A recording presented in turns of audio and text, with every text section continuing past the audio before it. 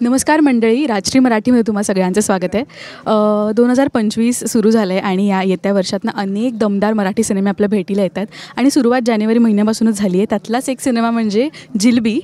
कलाकार तर उत्तम आहेतच, पण जेव्हा कॅप्टन ऑफ द शिपच एक स्ट्रॉंग असतो ना, तेव्हा चित्रपट काय असेल आपण बघू शकतो.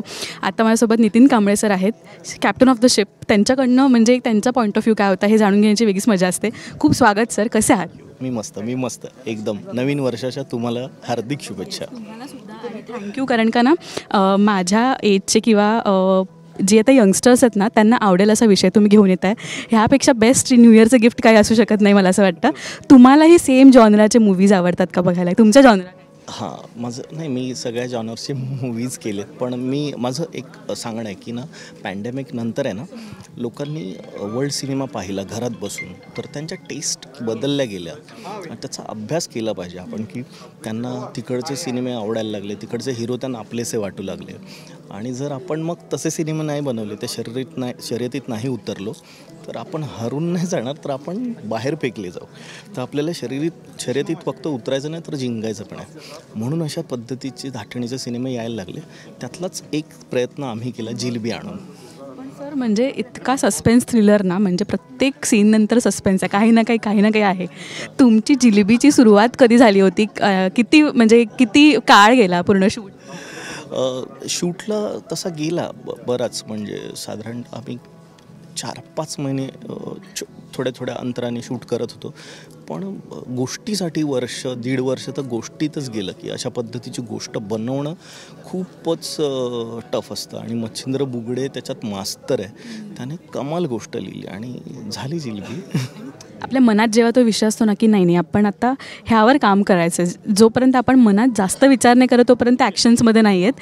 खरा विचार कधी सुरू झाला होता की जिलबी अशा नावाची, किंवा जिलबी हे नाव कसं सुचलं होतं? येस, तर मच्छिंद्रने ही गोष्ट खरं तर आणली माझ्याकडे. दादा, अशी गोष्ट आहे, करूया. त्याने आधी कॉफी लिहिला होता माझा, आणि कॉफी लिहिला होता, आणि नंतर आमचं व्हायचं असं मधून 2-3 सिनेमाचा लाईनअप केले, झाले नाही, पण ही गोष्ट आणली. आणि मी म्हटलं, अरे कमाल गोष्ट आहे, अरे ही केली पाहिजे आपण, आणि आत्ता तर केलीच पाहिजे पॅन्डेमिक नंतर. मग आम्ही निर्माते शोधू लागलो.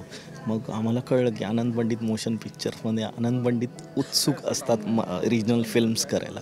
तिकडे राहुल दुबे आहेत, क्रिएटिव्ह हेड त्यांचे, तिकडे त्यांना ऐकवली. ते म्हटले, त्यांचं बॅकअप मिळाल्यानंतर मग सुरू झालं.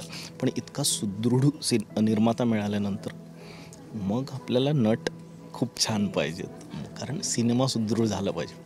मग स्वप्नील जोशींना पिच केलं, मग प्रसाद ओक, मग शिवानी, आणि असं एक करत झालं.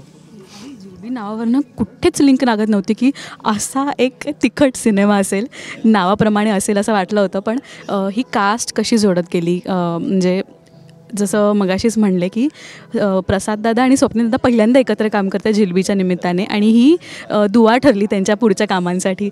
तर त्यांना अप्रोच करणं इझी गेलं आहे की कसं? म्हणजे इझी गेलं, मी सांगतो का कारण इतका बॅकअप, जसं मी म्हटलं, निर्मात्यांचं बॅकअप होतं, आणि चांगली गोष्ट घेऊन गेलो ना नटांकडे, छान नटांकडे, आणि त्यांना चॅलेंज मिळालं त्या पात्राचं, तर ती करतातच.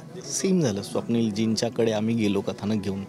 पूर्ण कथानक ऐकलं, म्हटले, मी कॉप वाटतं का रे तुला?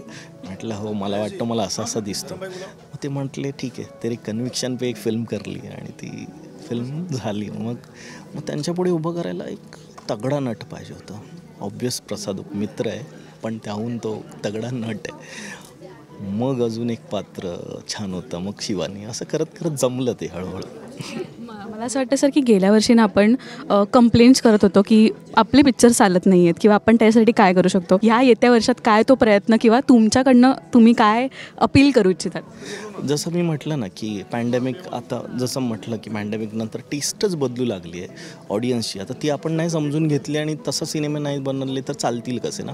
तर आम्ही टेस्ट समजून घेतली, आम्ही फिल्म मेकर्स हळूहळू ती टेस्ट समजून घेतो आहे, आणि आम्ही सगळे मग त्या गोष्टी करण्याचा प्रयत्न करतो. आणि आता हळूहळू जमू लागलं आहे, किंवा आम्ही तिथपर्यंत पोहोचू लागलो आहे असं वाटतं आहे. ज्यासाठी आपण जे कंप्लेंट्स करत होतो की असे सिनेमे मराठीत काय येत नाहीत, फायनली तो आला आहे. आणि आला आहे तर आपण सोडूया नको, आपण जाऊयात सिनेमागृहांमध्ये. आणि थँक्यू सर, असा एक वेगळाच एक्सपिरियन्स आम्हाला देता त्यासाठी, आणि ऑल द बेस्ट जिलबीसाठी. Thank you very much.